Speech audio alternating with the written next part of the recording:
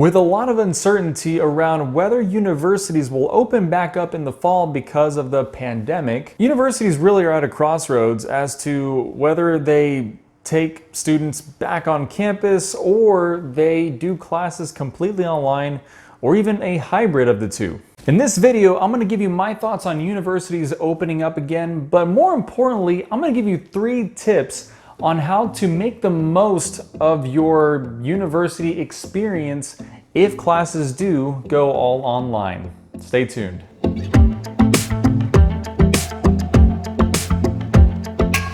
Hey folks, Richard Walls here and welcome to my channel. If it's your first time, what this is all about is helping you with your professional branding, career development, and personal finance. Now, if that sounds like content you want to see more of, make sure to hit the subscribe button down below along with the notification bell so you get notified of when I post new content. And last but not least, if you like what you see, be a huge favor to me if you hit that like button down below. Now with that said, let's get to it. So 2020 has been a challenging year to say the least, especially when it comes to universities and students. Universities are needing to find creative ways to continue operating while minimizing the health risks for faculty and students alike, while delivering a quality education. How do you do that, you might ask?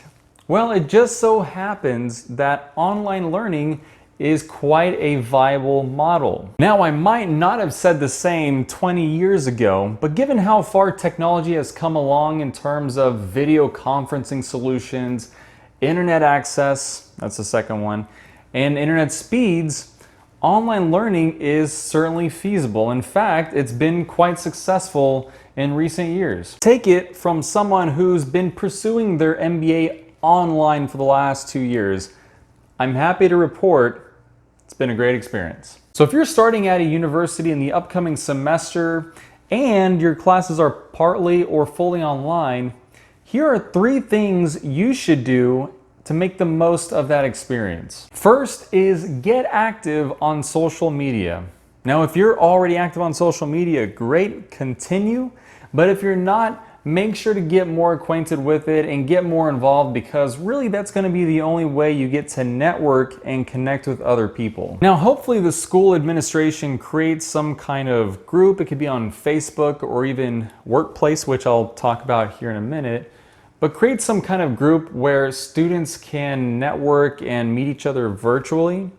That would be ideal. But if that doesn't end up happening for whatever reason, you might have to be on the lookout for groups out there that maybe other students have created, or you yourself, you might have to be proactive and create the group and lead those discussions. But again, you have to be more proactive, and social media is the place to do it. As an example, my university uses Workplace, which is an offshoot of Facebook. It's the same look and feel, but it's mainly designed for organizations. They can be companies or universities where the students, at least in this case, students can register with their student email and be a part of this large group that the administration has created for us. This is where we can interact with one another, introduce ourselves, network. We can create even subgroups for certain classes or certain interests that we might have in common. But there's a ton of activity on there, and for us, that's been one of the biggest keys to networking, is just on that platform. Now, it doesn't have to be just on Workplace. It can also take place on LinkedIn as an example, although we don't quite use it that much for that purpose. But really there should be one central platform that everyone uses. So it could be, again, Workplace or Facebook maybe in your case.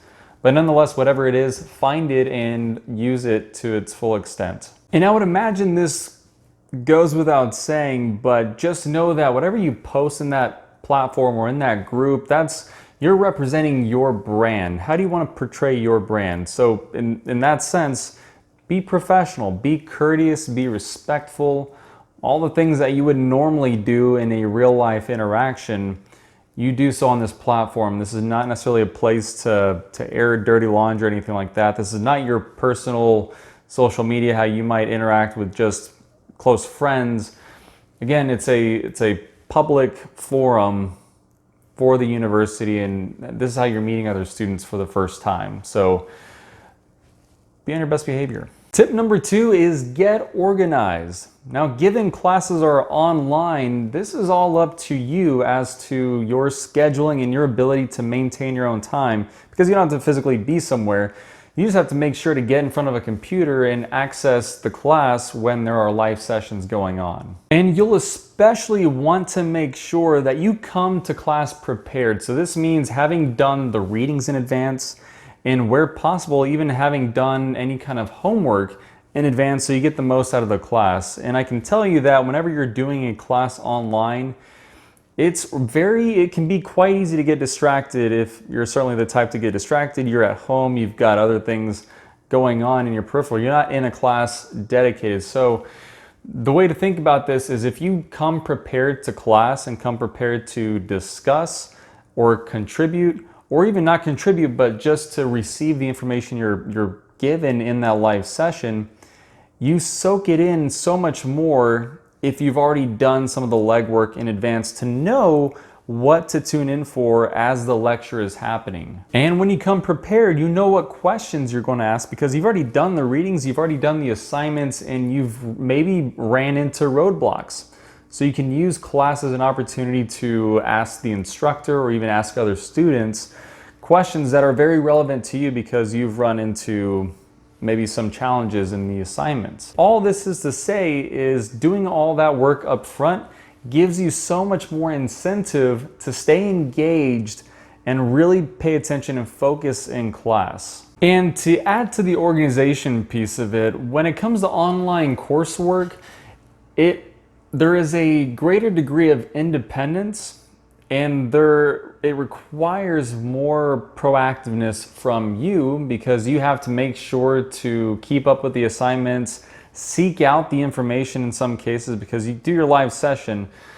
But it's, again, if you're not focused or if you're not paying enough attention in class, you might miss some key details or certain deadlines. But again, being online and being connected and making sure you schedule the times that you have set for when you do homework or for when you study, just make sure to stick to that. Be disciplined about it because it's easy to get off track when it comes to online courses. Third tip is find a side hustle. Now you may think this is a little bit unrelated. I would beg to differ. So this tip is more so if you're going to school full-time and you're not actually just doing school part-time and working full-time.